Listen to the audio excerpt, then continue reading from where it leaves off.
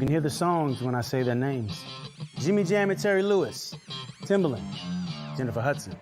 TV One is honoring these amazing artists and others at Urban One Honors with an incredible lineup of celebrity guests and unforgettable musical performances. Oh yeah, and I'm hosting, so you already know it's about to be lit yet classy. Yeah, I like that. Neo hosts Urban One Honors, celebrating some of the artists who helped create the soundtrack of Black America. MLK Day, January 17th at 8, only on TV One.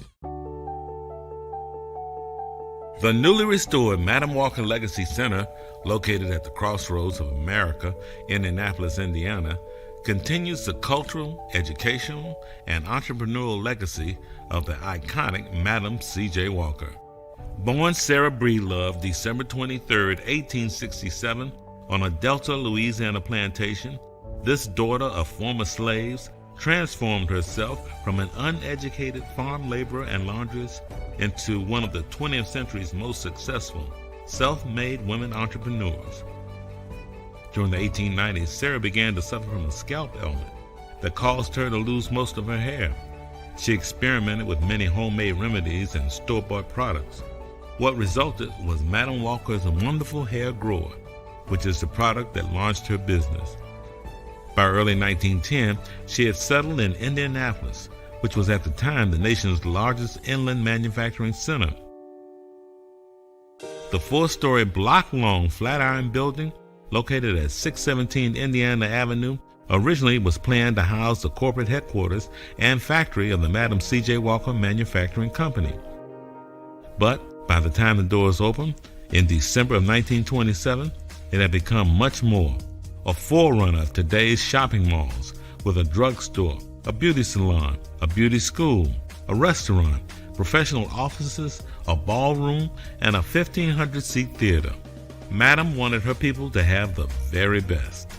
The Walker Building boasts much of its original 1927 architecture, but is more than just a building. An integral part of Indianapolis community, the Madam Walker Legacy Center is a 501c3 nonprofit organization dedicated to preserving the legacy of Madam C.J. Walker by providing cultural education, promoting social justice, supporting entrepreneurship, and empowering youth to become the next generation of entrepreneurs and civic leaders. In January 2018, the Madam Walker Legacy Center, Indiana University, and IUPUI embarked on a new partnership continuing the rich legacy and tradition of Madam C.J. Walker. Critical to this endeavor is the generous grant support of the Lilly Endowment Incorporated, totaling more than $15.3 million, which assisted in the transitional operations and full restoration of the building with state-of-the-art equipment, operational systems updates, and exterior improvements. This historic building is a venue celebrating cultural diversity, rich heritage, and traditions. From the beautifully restored main stage that has seen the likes of Ella Fitzgerald, Nat King Cole, Lena Horne, Michael Bolden, Patti LaBelle, and even the Tom Joyner Sky Show perform, to the intimate grand ballroom seating up to 200 guests, where local jazz greats like Rob Dixon, Clint Breeze, and The Groove entertain. The Walker is a sought-after marquee venue ready to deliver magnificently safe experiences in its 850-seat theater, grand ballroom, and smaller meeting and retail spaces. Enhanced technologies are in place to assist with offering virtual events, COVID-19 social distance gathering, or creative hybrid solutions. The Madam Walker Legacy Center's new programmatic thrust helps to ensure its mission of sustainability and economic viability. Programs will feature culturally relevant, world-renowned performances, in addition to nationally promoted seminars, a new slate of class offerings, and a fantastic speaker series in partnership with IUPUI. The Madam Walker Legacy Center is alive and well-positioned for a great future, thriving as a beacon of pride and hope while celebrating the beauty that lies in diversity. Continuing to honor the foundation laid by Madam C.J. Walker, Indiana Avenue, and the role African American arts and culture play locally and beyond. To learn more, visit MadamWalkerLegacyCenter.com. Please contact rentals at MadamWalkerLegacyCenter.com or call 317-274-5600. 2702 for additional information.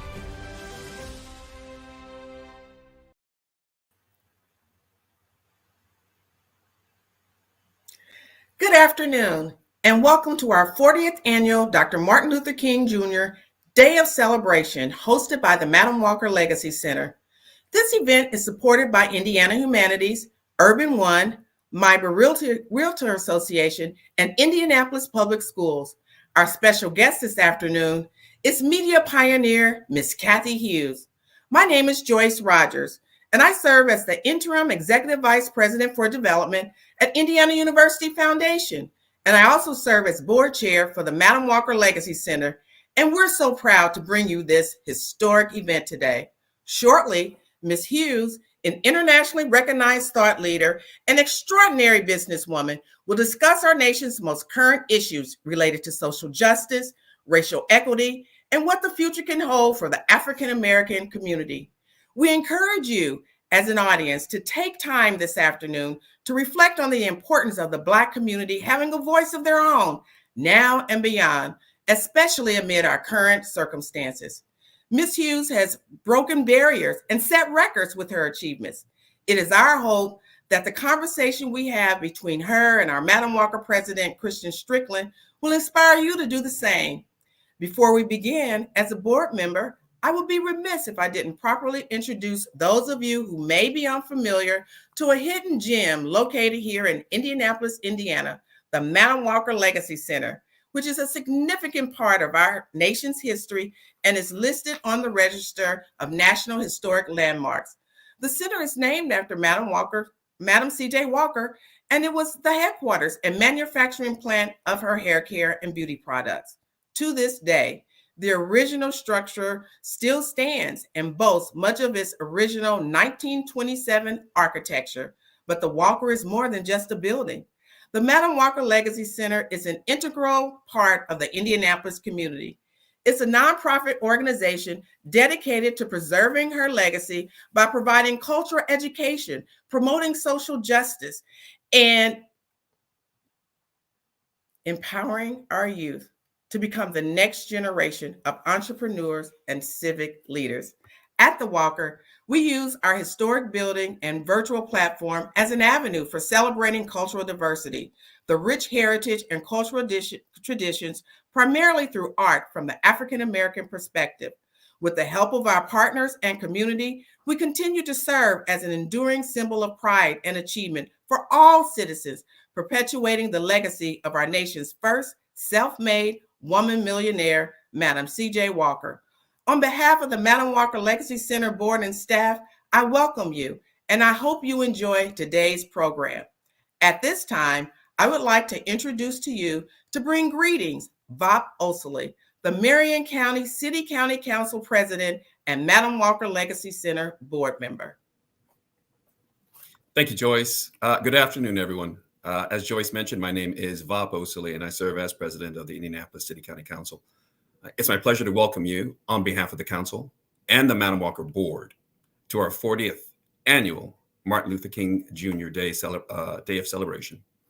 The fact that we've been hosting this particular event for 40 years shows our true commitment to celebrating the life, legacy, and shared values between our namesake, Madam C.J. Walker, and Dr. Martin Luther King Jr., both pioneers in their own right, aiming to make our world a better place. What a great way to kick off the year with such a special guest as Ms. Cathy Hughes. You'll learn today why she is an exemplary representation of what Madam C.J. Walker herself represented to the community. So at this time, it is my honor to introduce our next distinguished guest, none other than Indianapolis Mayor Joseph Hogsett. Good afternoon. This is Indianapolis Mayor Joe Hogsett. Welcome to the Madam Walker Legacy Center's 40th annual Dr. Martin Luther King Jr. Day of Celebration. Throughout our city, groups like this one are celebrating the life of one of the most consequential Americans of the 20th century. This year, the Madam Walker Legacy Center's observance includes a keynote speech by Cathy Hughes, a pioneer in media and business. By honoring history's trailblazers and by recognizing those important figures who live among us today, we remind ourselves what we are capable of at our very best. I want to thank the Madam Walker Legacy Center for providing a safe forum for today's event. Thanks also to keynote speaker Cathy Hughes for joining us. And to you who are tuning in for this presentation and setting aside time to reflect on a figure of true greatness in a time of critical need, I thank you. Thank you, Mayor Hogsett, City Council Member or City Council President Vop Osili, and Madam Chair Rogers. Before I announce our guest today, I'd like to congratulate Madam Chair Rogers, who doesn't know yet, but will be featured during our Black History Month celebrations on the urban stations or on Radio 1 and Urban 1 stations for Black History Month, to congratulate her outstanding accomplishments. Congratulations, Madam Chair Rogers. Today, I have the honor of introducing two of our featured guests for our MLK Day of Celebration, both of whom I worked closely with over the years. First, it's my pleasure to introduce to you the president of the Madam C.J. Walker Legacy Center, Christian Strickland. Having taken the reins in April of last year, Christian brings more than 25 years of experience in global marketing, strategy, and communications to the role. Known as a leader and relationship builder, she has a proven track record of visionary leadership, such as developing and executing a 6-county Indiana public policy campaign, creating an international celebrity ambassador program, rebranding multi-million-dollar organizations, and developing turnaround strategies to increase online giving. Throughout her career, Strickland has maintained a deep-seated commitment to serving the Indianapolis community and the state of Indiana. Her board service is extensive, and additionally, she served as past diversity chair of the Hoosier chapter of Public Relations Society of America. She is a member of the Stanley K. Legacy Executive Leadership Series, 42nd class, and she is the founder of Jacob's Ladder, an autism initiative in honor of her son, and previously she served on the Indiana Coalition of Special Needs Parents. Last but not least, she has been honored by Who's Who in Black Indianapolis 3 times and recognized by Reagan's Bridge Builder category as the 2019 Top Women in Communications. Christian, I am so excited to hear your conversation with our distinguished guests.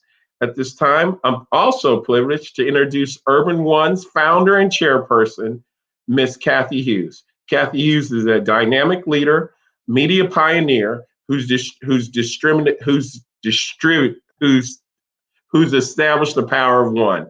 One woman, one vision, one company, Urban One. Her unprecedented career has spawned a multimedia conglomerate that generates original content across numerous platforms, radio, television, and digital media. She is the founder of Radio One, which is now known as Urban One, which has and reaches 80% of the African-American market weekly. Radio One has 52 broadcast radio stations, TV One, Clio TV, Reach Media, One Digital, as well as One Solutions. What is not known by most people when you hear TV One or Reach Media is the syndicator of Ricky Smiley, D.L. Hughley, and all of the shows that you hear across hundreds of stations. Also, One Digital is one of the largest digital companies in the country and features websites, some of the largest digital websites targeting African Americans, Black America Web, Madame Noir, just to mention those. Hughes's humble beginnings are from Omaha, Nebraska, where she has grown and become the first African American woman to chair a publicly held corporation, along with her son, Alfred Liggins. I'm going off script now to talk to you about how and why Indianapolis Urban One stations do what they do in the community. We've partnered with the Urban League for over 85 weeks to serve 250,000 meals during this pandemic to people in need.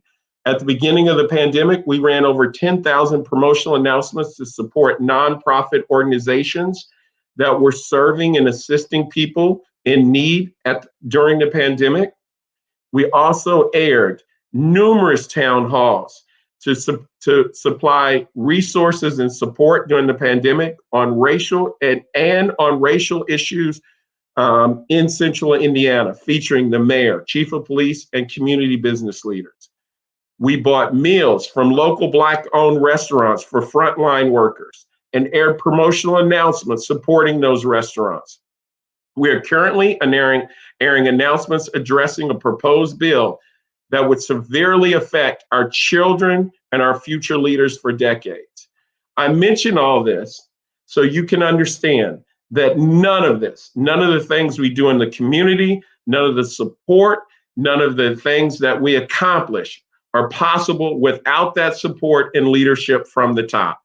I proudly present to you Christian Strickland, a lady I've watched grow from the beginning of her career as a smart, energetic 20-something to a community and business leader with a strong vision for our community and the future of the Madam C.J. Walker Legacy Center, and Kathy Hughes, who I affectionately refer to as Mrs. H, my leader, my boss, my mentor, who I proudly say I work for, or as she says, I work with. A leader who continues to break boundaries and barriers and has earned hundreds of prestigious awards and recognitions. She will be honored again today as we induct her into the Madam Walker Legacy Center and Walk of Fame. Ladies, welcome. Thank you, Dion. Thank you, Dion. And thank you, Ms. Hughes, for being here. It is such an honor to be here with you today. And I have so many questions I'd like to ask. And I hope our conversation will not only educate, but also inspire our listeners. You've blazed the trail for so many women in media, including myself. And I just thank you for taking the time to be here with us this afternoon. I thank you very much for finding me worthy of this honor. I'm so excited about being part of the Madam Walker Legacy Center. Such an honor. You are so welcome and definitely deserving. So we can just jump right in if that's okay with you. Yeah. Awesome. So what inspired you to establish a platform dedicated to showcasing stories from the African-American perspective? Number one, I'm very African-centered. And one of my very favorite African sayings is that until the lion learns how to talk, the story of the hunt will always be presented from the perspective of the hunter. You cannot expect other cultures, other people, particularly those who enslaved us, to accurately interpret who we are, what we want, how we see things. It is our own obligation to tell our own story. That's been something that I've been committed to since my early teen years. I've always wanted to use whatever opportunity God blessed me with to amplify and showcase the greatness of my people. Amazing. So you are a woman of many firsts. First woman vice president and general manager of a station in the nation's capital. First African-American woman to chair a publicly held corporation. First woman to own a radio station that was ranked #1 in a major market, and the list goes on. Please tell us some of the lessons you've learned while dominating a field that is almost exclusively white and male. I think the number one lesson that I really have learned and lived by is that I have an obligation to play it forward, to make certain that even though I may be the first, oftentimes for many years, I would be not only the first, but also the last, because there were so few opportunities to open doors for other women. I am just thankful that I have lived long enough and had the opportunity to make certain that those doors were open for other women. My number one lesson that I always talk about and preach about is that when you have the blessing of an opportunity for yourself, that is not really just exclusively for yourself, it's to be shared. And the more you share it, the more it comes back to you. Totally agree. I live by the saying of reaching back while moving forward. Absolutely. I totally Reaching agree. back while moving forward, you said it perfectly for me. So, a maven like you in this industry likely had many mentors and other people in the field who helped mold you into the incredible human you are today. Who are the people that inspired you on your path to success? So many women that we would need a couple of hours. Dr. Dorothy Height, who took me under her wing. Dr. C. Dolores Tucker. Someone that you probably are very familiar with, that you'd be surprised, Ophel Dukes. Ophel Dukes was part of the press corps of Vice President Hubert Humphrey. He was the very first African American ever to receive the silver anvil from the Public Relations Society of America, and then later received the golden anvil. Such a distinguished career. He was my very first investor. He and I were on the very first faculty of Howard University, and Ophel Dukes was one of those individuals who practiced PR for the Black community more often than not without charge.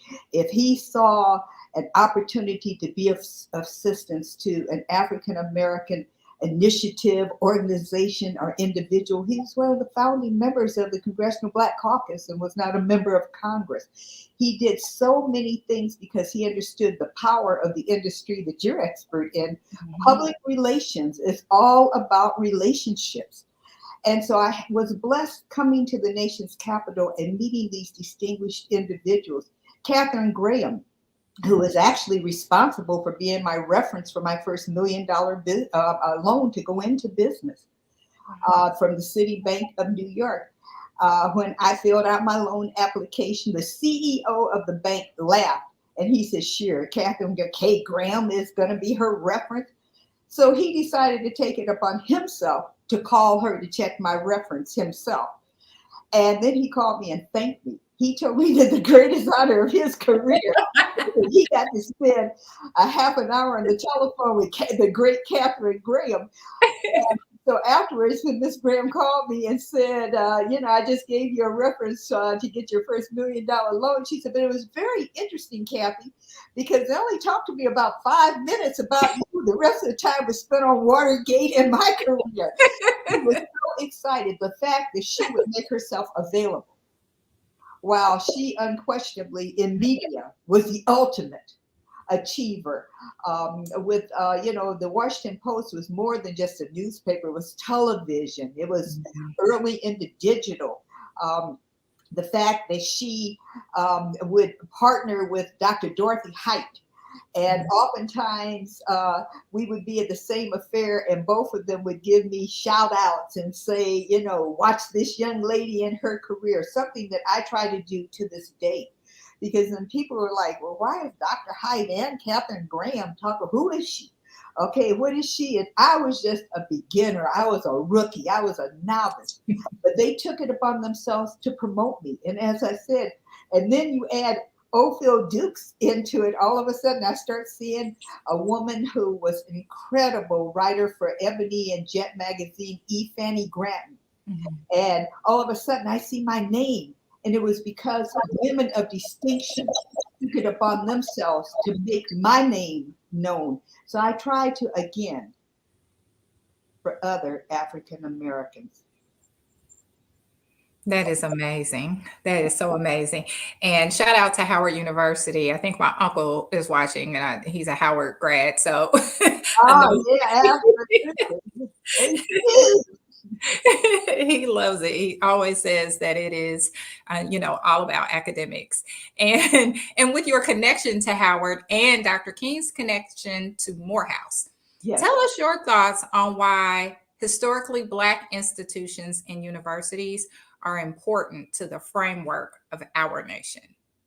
I think that it's really important that education be fun in addition to being productive for a young person. And I think that when you're constantly tense, when you're constantly under a microscope, which is why so many of our brightest students who opt for the big name white universities because they get scholarships, they get opportunities that have not historically been afforded us. It's not the same comfort level. It's so much easier to learn, absorb new information, to really get a proper education about who you are, not just what is going to be taught, but also to see yourself standing in front of that classroom, to see yourself reflected in the books that you're studying. So there's an appreciable difference. Again, it goes back to what we were talking about earlier in time in terms of having our own voice. We must not only have our own voice, we must see ourselves as achievers. We must have classic examples in front of us. And there's no better place to find that in the greatest variety and quantity possible than on the campus of an HBCU. One of the things that I learned during my first year on the faculty of Howard University was a disturbing statistic that dealt with the high suicide rate at that time of highly accomplished African Americans who had graduated from non-Black schools. And it was directly attributable to the pressure and the tension that they were under that did not abate once they graduated from college, but intensified because of their credential from a Yale or a Harvard or a Stanford. They were sought after by major corporations who, even though they didn't necessarily call it diversity back then, in fact, they called it EEO.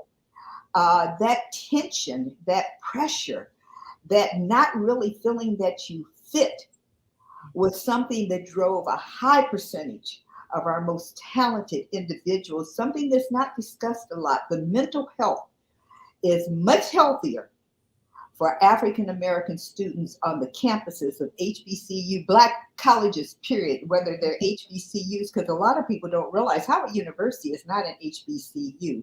It's what's known as a land grant college. Historically correct. They are funded by the federal government, land grant college. So a lot of our schools that we assume are HBCUs because we've been blessed to have them so long and we're so familiar with them and their graduates just assume that they come under that category. But Howard University is a classic example of that being misunderstood. Howard does not come under the category of an HBCU.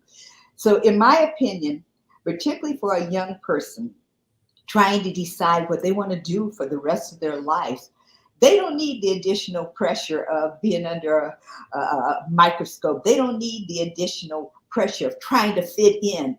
They need to be able to see themselves, feel themselves, and be themselves. And that is what is the number one benefit in my book, besides the fact that so many members of the academic world could have gotten better paying jobs, could have gone on to bigger and better things in corporate America, but instead they chose to stay in these Black colleges and universities to educate our future generations. I'm always so thankful for the blessings of those who retire 25, 30, 40 years after being on the faculty. And when you hear, the success stories and you hear accomplished African Americans say that, it was my chemistry teacher when I thought I was going to drop out of college who made a difference, or it was my coach who told me that it was good that I had athletic ability, but I also needed to make better grades.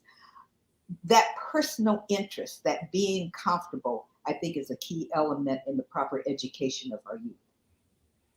Totally agree. I had the pleasure of attending Jackson State University, and it was an experience that it's just hard to put into words. And I'm very familiar with Jackson State. My grandfather in 1909 founded Pineywood School, which is 18 miles south of Jackson State. Mm-hmm. And again, there's a whole different, there's a beauty about Mississippi that most people don't really know about or appreciate, and Jackson State is part of the reason for that beauty and that love and that comfort. that even in the midst of some of the worst racism, as well as poverty in this country, there's this feeling of success and love that exists in Mississippi that a lot of people are very surprised about. Absolutely. Absolutely. I totally agree. I enjoyed my time there so much. And I recommend to everyone. I think that every African American child should experience that at an HBCU. How did Dr. Martin Luther King Jr.'s passing affect you in 1968? What were you doing when you heard the news that he had passed? I was in a meeting, and it terrified me, to be very honest with you, because, 5 years prior, they had assassinated President Kennedy. And now, 68, they assassinate Dr. King. I was a teenage mother. And so my first reaction was to get a hold of my son and bring him home, and then just figure out, I think that we're once again at a period in the history of this country where there's a lot of terror that doesn't get covered by the press, doesn't get discussed, but there's a lot of fear. You can't go for a jog without being gunned down. You can't be eating a bowl of ice cream on your couch and a cop thinking you're in her apartment and kills you. You can't get stopped, for a traffic violation, even though it's not a violation. There's this fear. I was overcome with fear. I was young. I had a 3-year-old, and I wanted to make certain, first and foremost, that my child was going to be safe. And I knew that was my responsibility, but at the same time, I was so confused, because the reason he won the Nobel Peace Prize, why Dr. King has a national holiday and a monument, is because this was a man of love. This was a man who wasn't just fighting for the rights of Black people. He was trying to make this country better. He was trying to make this world a better place for everyone. And you would kill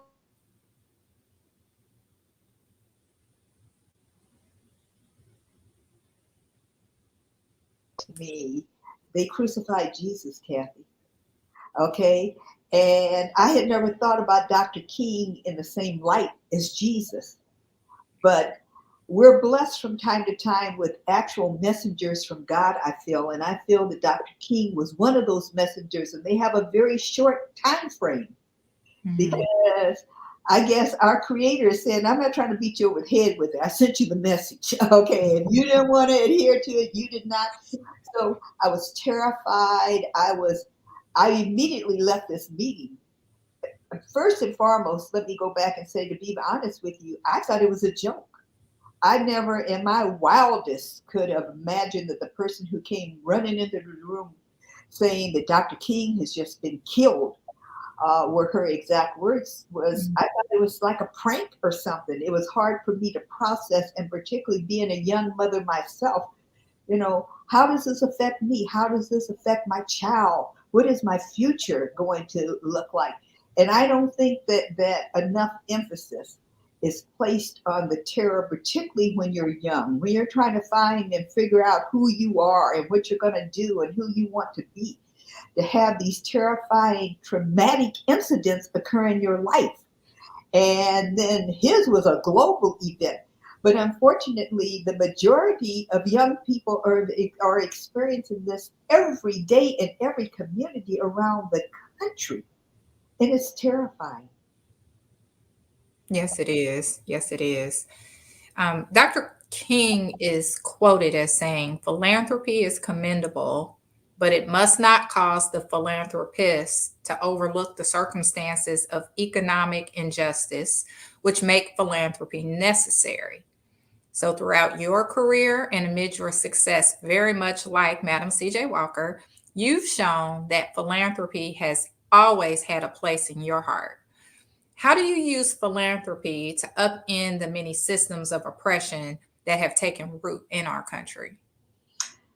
I'm kind of unorthodox on this word, this whole thing of philanthropy.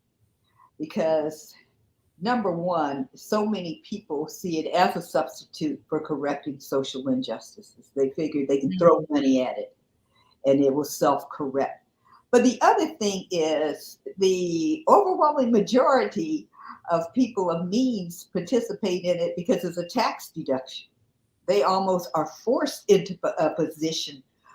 These major corporations that, make these proclamations about it, we're going to do this, we're going to support this, or that we have to go through or to support individual initiatives in our community. Number one, I have always felt that you could be a philanthropist without having money. I think Mother Teresa was a philanthropist. I think that the greatest contribution that any human being can make is not money, it's time. The most valuable asset is your time, okay? You can have billions of dollars, but you still have a limited time. And unfortunately, none of us ever know the extent of that limitation. Mm-hmm. So I have a very unorthodox view of that term, being a philanthropist. I think that, as I said, so many people make contributions because their accountant has told them that it's to their advantage you'll get, a double that. Not to question their sincerity, because a lot are sincere, but at the same time, do they spend their time at the gala, all right, or do they spend their time in the community making a difference? Do they, in fact, use their contribution as a personal commitment, not just the writing of a check?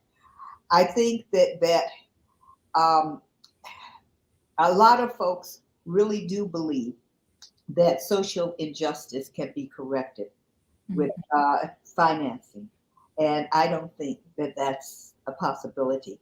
I think that until we actually change our opinions of each other, I think that until we're willing to really accept the humanity of all of God's creations, that there's going to be social injustice, and no amount of money is going to change that. As I said, I think, and I know people who make very, very, modest incomes, who I feel are bigger philanthropists than those individuals with means, because they spend their time being of assistance to other individuals. Because it's one thing to make a donation, it's another thing to change a person's life. And unfortunately, so many nonprofits have to spend the majority of their time raising money to stay alive, that there's not enough time left to really change the greater number of individuals they could help. I also feel that just like I feel that Black ownership is a necessity for the future of all of our people, I also feel that financing our own nonprofits is a commitment, because I believe that he who pays the piper picks the song.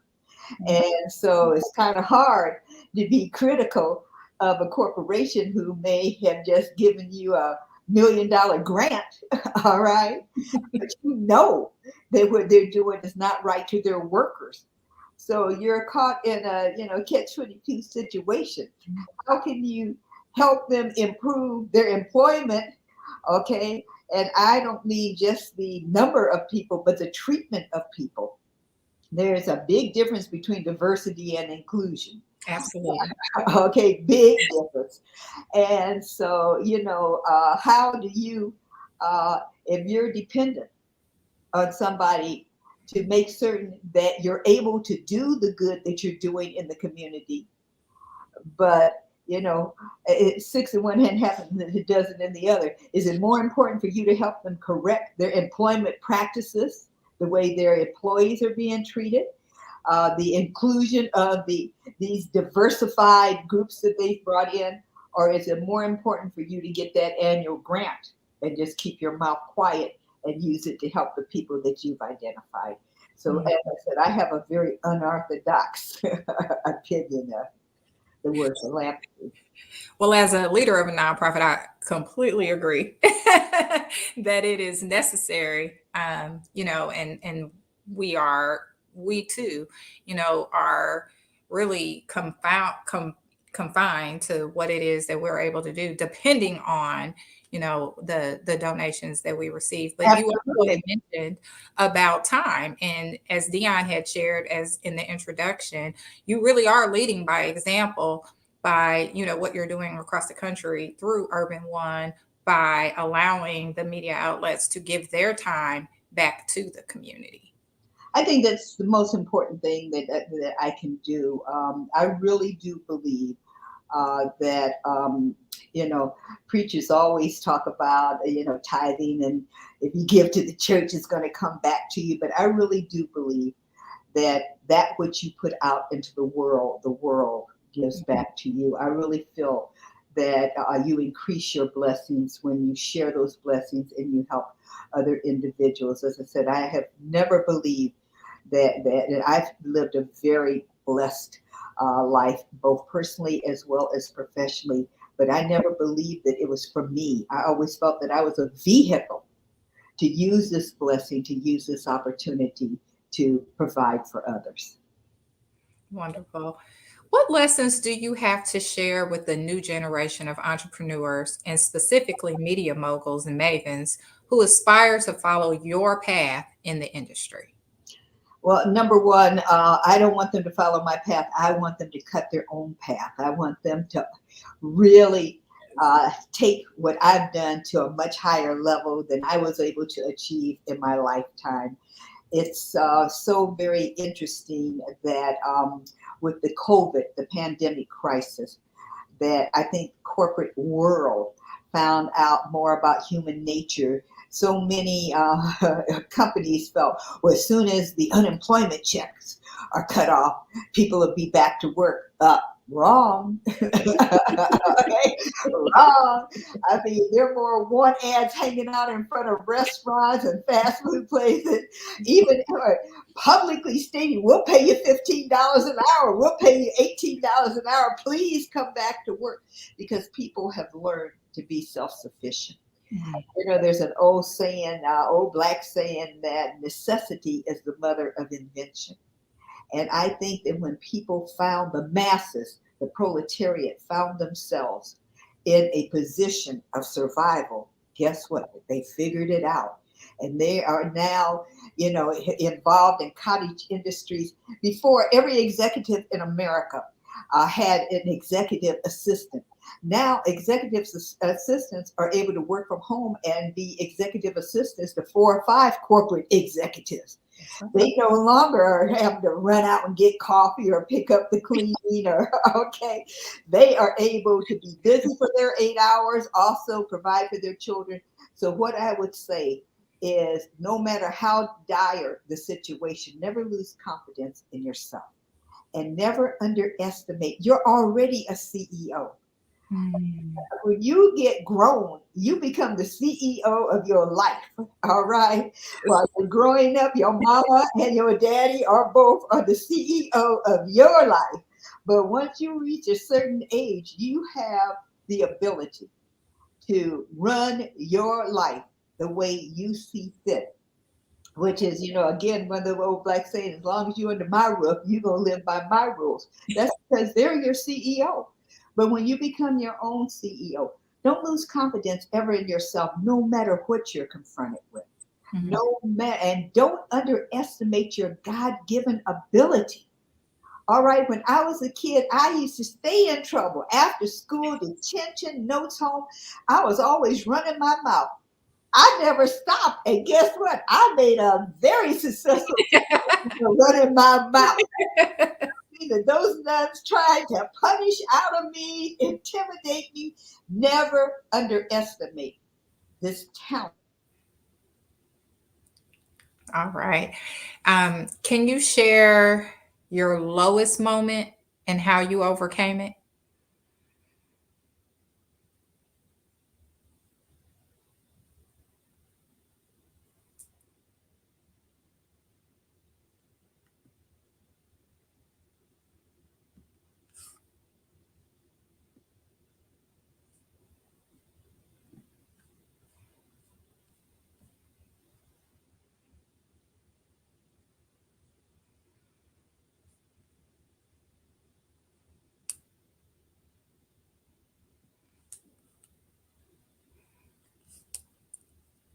I think there are some technical difficulties. I'm not sure if it's me or you, Ms. Hughes.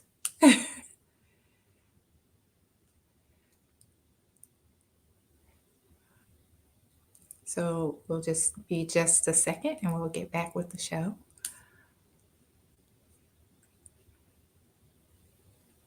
And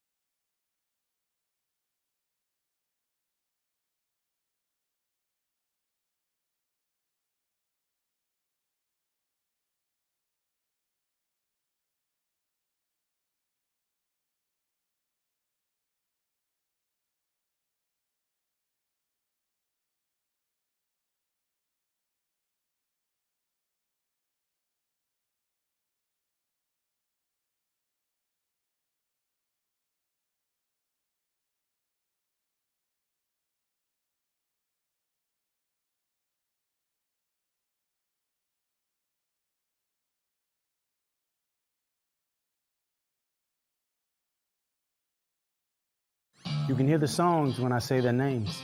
Jimmy Jam and Terry Lewis, Timbaland, Jennifer Hudson. TV One is honoring these amazing artists and others at Urban One Honors with an incredible lineup of celebrity guests and unforgettable musical performances. Oh yeah, and I'm hosting, so you already know it's about to be lit yet classy. Yeah, I like that. Neo hosts Urban One Honors, celebrating some of the artists who helped create the soundtrack of Black America. MLK Day, January 17th at 8, only on TV One. The newly restored Madam Walker Legacy Center, located at the crossroads of America, Indianapolis, Indiana, continues the cultural, educational, and entrepreneurial legacy of the iconic Madam C.J. Walker. Born Sarah Breedlove, December 23, 1867, on a Delta, Louisiana plantation, this daughter of former slaves transformed herself from an uneducated farm laborer and laundress into one of the 20th century's most successful self-made women entrepreneurs.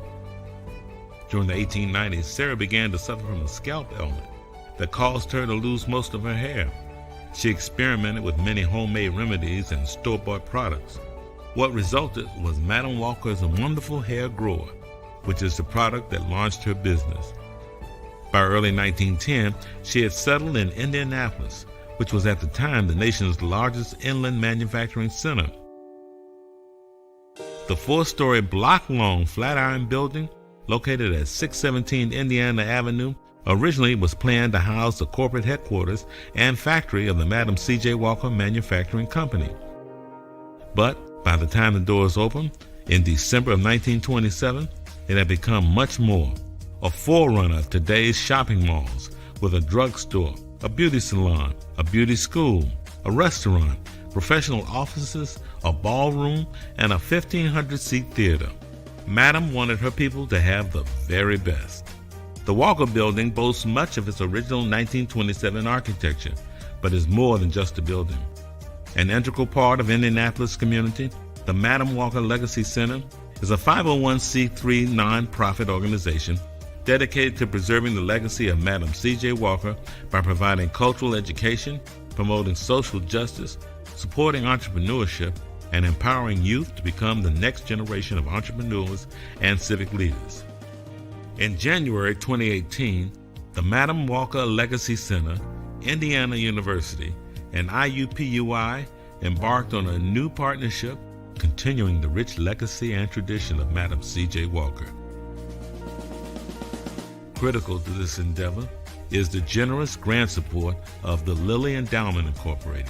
totaling more than $15.3 million, which assisted in the transitional operations and full restoration of the building with state-of-the-art equipment, operational systems updates, and exterior improvements. This historic building is a venue celebrating cultural diversity, rich heritage, and traditions.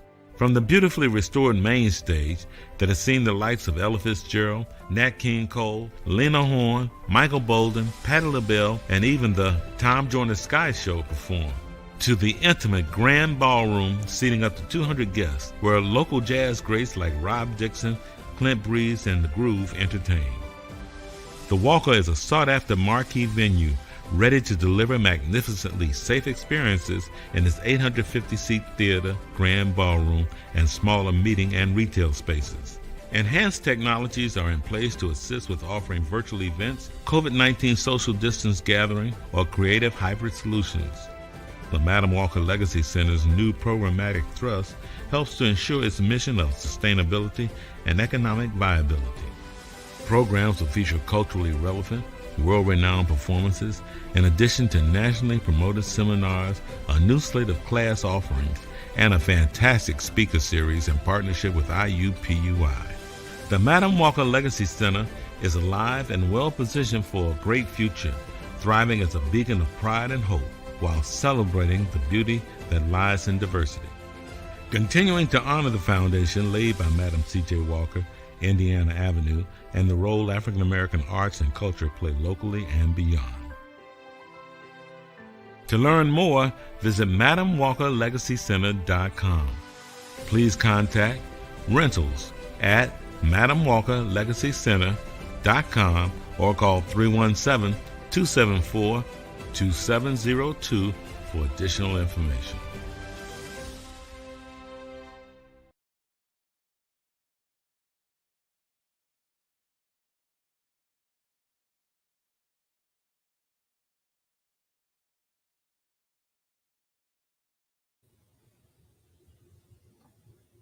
All right, I think we are back. So thank you all for just holding on for just a few more minutes.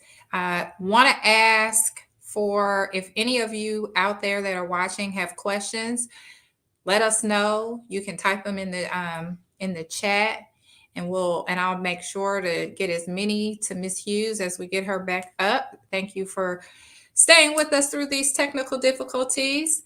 And thank you for just tuning in again to our 40th anniversary of our Martin Luther King Jr. celebration.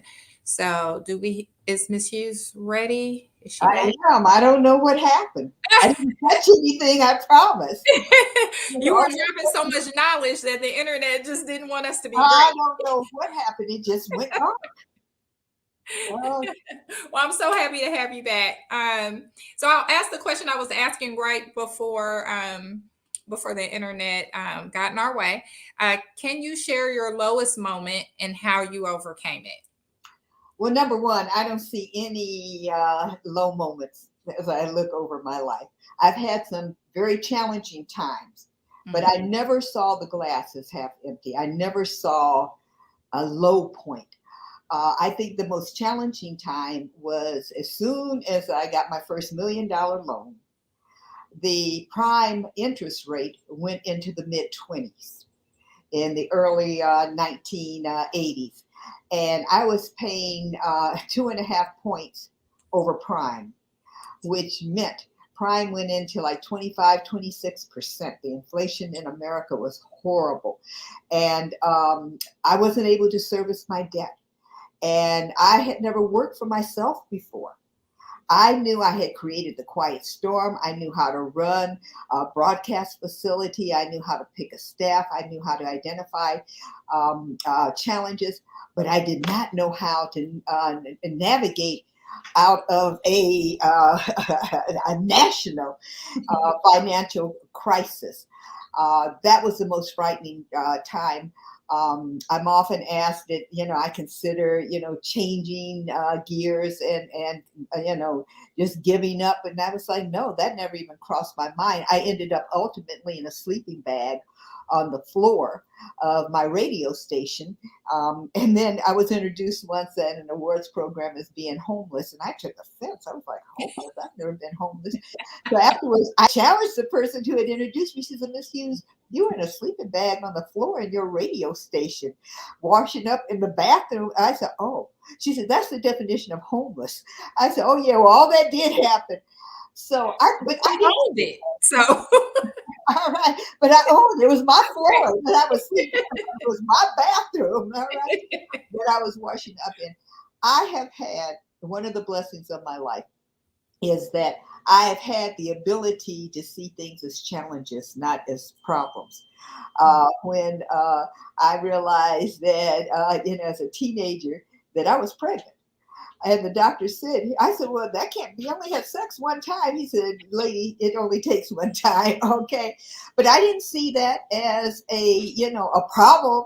A lot of the adults in my life thought my life was over. I was going to blow, my opportunity because I chose to keep the baby.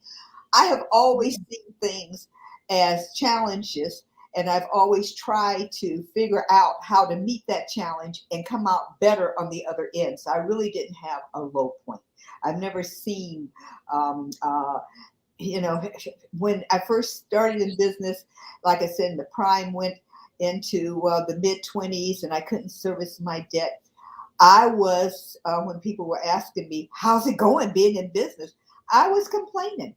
And Ophel Dukes, again, as well as other individuals, said to me, the gentleman who had helped me put my company together, Herb Wilkins and Terry Jones, had a company called Syndicated Communications. And at that time, Bob Johnson and all of us who were in the communications industry all either borrowed money from them or, in fact, they put together packages and helped us secure funding. They said to me, don't be your own worst PR agent.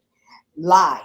Because if you say things are improving, lie to yourself. It's better than it's ever been before. You'll start to believe that, and you'll start functioning. So I stopped complaining, quite frankly, because quite frankly, for some reason, it's human nature. We prefer hard luck tales to success stories. All right, someone dies, burn up your telephone.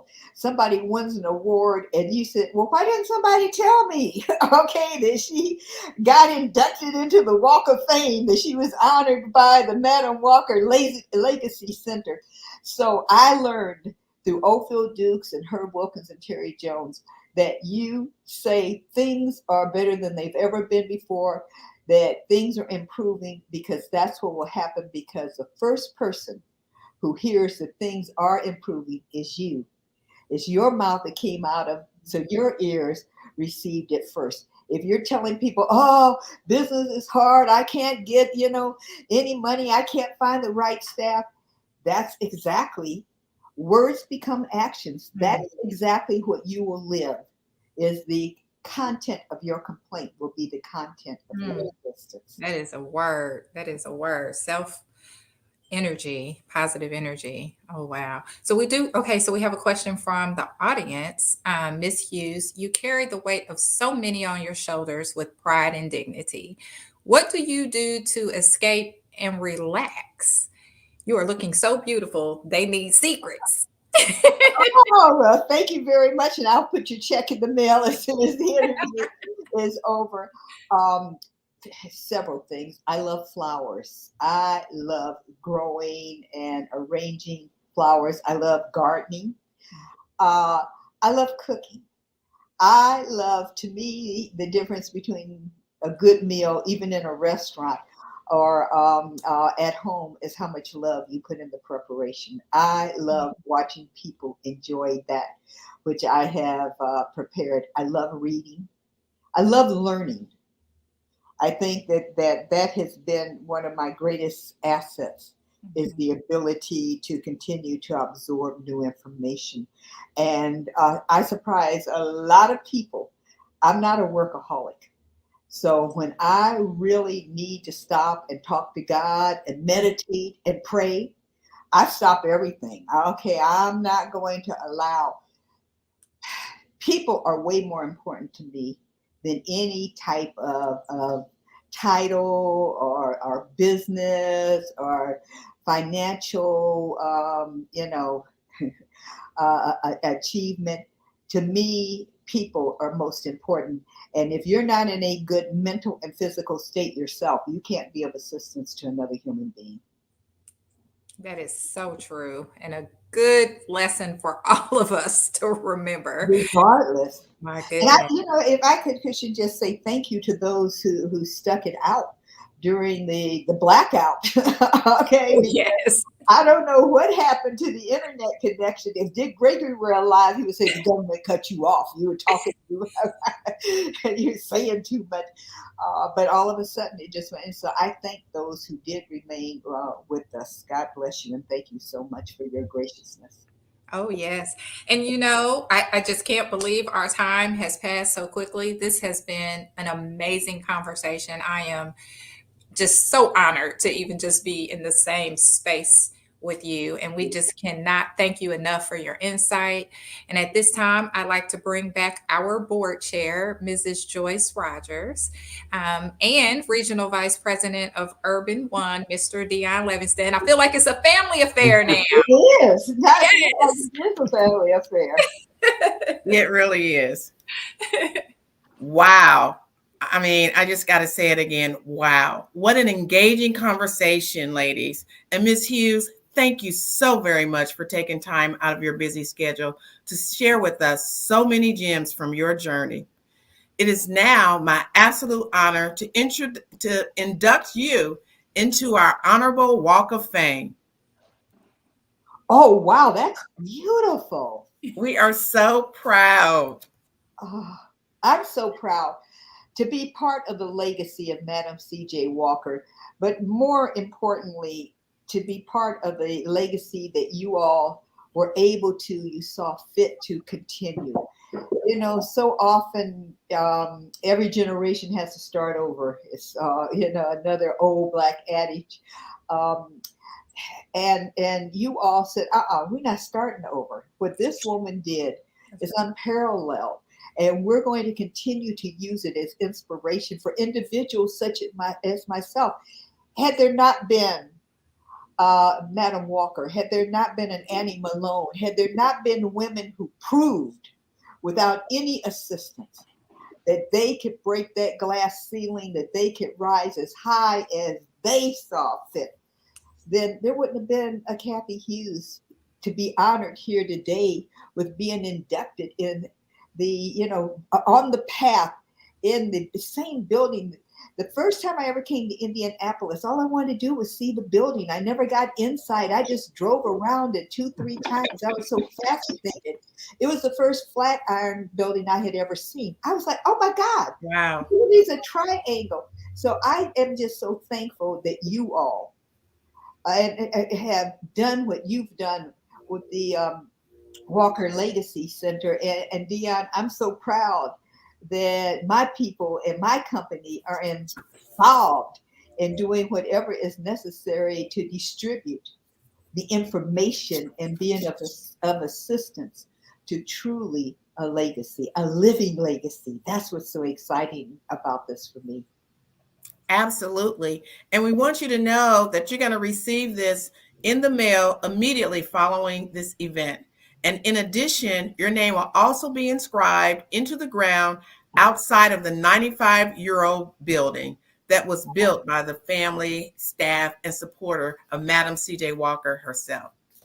And for our audience, you should know that the Madam Walker Legacy Center is guided by 4 pillars: Madam's equity, entrepreneurship, social justice, and the arts. Cathy Hughes, everything about you just showcases all of these pillars. They align seamlessly with Madam C.J. Walker's legacy. You are a trailblazer. We knew it before this moment. We watched you. You are a true trailblazer. And everything about you just resonates with everything that Madam Walker Legacy Center has provided us. Your tenacity and the reality is, had there not been a Madam C.J. Walker, there would not be a Kathy Hughes today being inducted into your Walk of Fame. So thank you, and thank you, God, for bringing Madam Walker into existence. Absolutely. Thank you so much. Well, thank you, Joyce. And thank you again, Ms. Hughes. And thank you again to everyone who joined us this afternoon. Please remember that this year marks the Madam Walker Legacy Center's 95th anniversary celebration. So please come back and join us again in June for a weekend of outstanding events. More to come on that. And last but not least, if you are a student, then I'd like to make sure I put this on your radar. The Walker is hosting our annual MLK essay contest, in which middle, high school, and college students are encouraged to submit an essay reflecting on the topic of how I got over, specifically in reference to our recent pandemic and racial injustice. We're excited to hear your thoughts on the future, so please submit your essay on our website at madamwalkerlegacycenter.com. Again, my name is Christian Little Strickland. I have the esteemed pleasure of being the president of the Madam Walker Legacy Center. Thank you so much for joining us, and have a great rest of your day. You can hear the songs when I say their names. Jimmy Jam and Terry Lewis, Timbaland, Jennifer Hudson. TV One is honoring these amazing artists and others at Urban One Honors with an incredible lineup of celebrity guests and unforgettable musical performances. Oh yeah, and I'm hosting, so you already know it's about to be lit yet classy. Yeah, I like that. Neo hosts Urban One Honors, celebrating some of the artists who helped create the soundtrack of Black America. MLK Day, January 17th at 8, only on TV One.